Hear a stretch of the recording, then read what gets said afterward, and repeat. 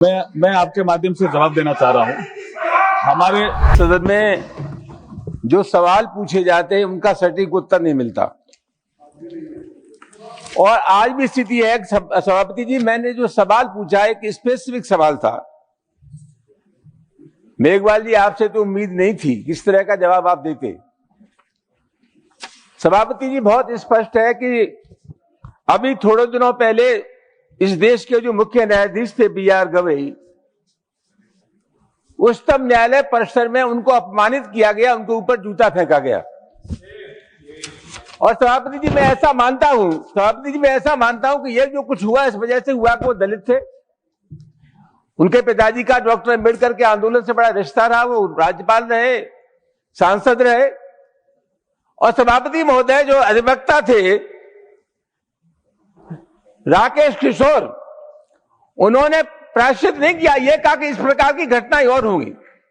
जो मुख्य न्यायाधीश जी थे उन्होंने उदारता दिखाई और उदारता दिखाने के बाद कहा कि कोई कार्रवाई नहीं होनी चाहिए। लेकिन मैं सरकार से यह जानना चाहता हूं कि गृह मंत्रालय आपके अधीन है, उत्तर प्रदेश, दिल्ली की पुलिस आपके अधीन है, क्या आपको स्वतः संज्ञान लेकर के उस अधिवक्ता के खिलाफ कठोर कार्रवाई नहीं करनी चाहिए थी?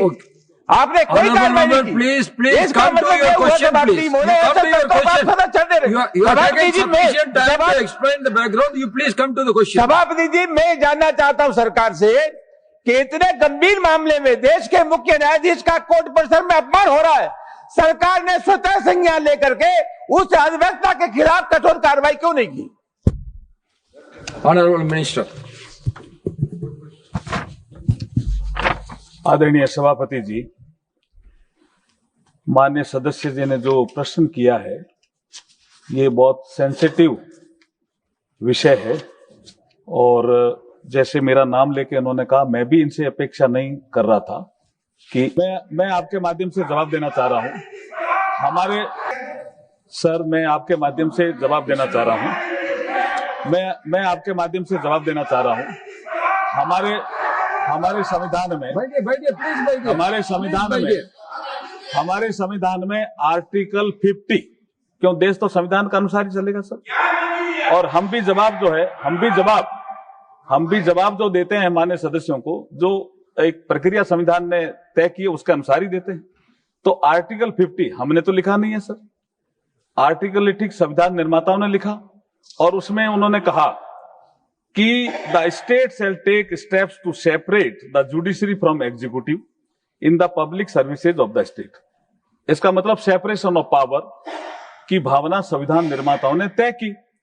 उसके अनुसार भारतीय लोकतांत्रिक व्यवस्था में जुडिशरी गवर्नेंस सिस्टम का एक स्वतंत्र स्तंभ है तथा सभी मामलों को संभालने में सक्षम भी है। इसी संवैधानिक व्यवस्था में हमारी सरकार जुडिशरी की इंडिपेंडेंस को लेकर पूर्णतः प्रतिबद्ध भी है और न्यायपालिका के साथ मिलकर यह सुनिश्चित करने का प्रयास करती है कि जजों को अपने जुडिशियल फंक्शन करने के लिए कॉन्डुसिव इन्वायरमेंट मिले ताकि देश के नागरिकों को तथा न्याय की सर्वसुलभ पहुंच सुनिश्चित हो सके। जो माननीय सदस्य ने जो विषय उठाया वो कंटेम्प्ट ऑफ कोर्ट से जुड़ा हुआ मसला है।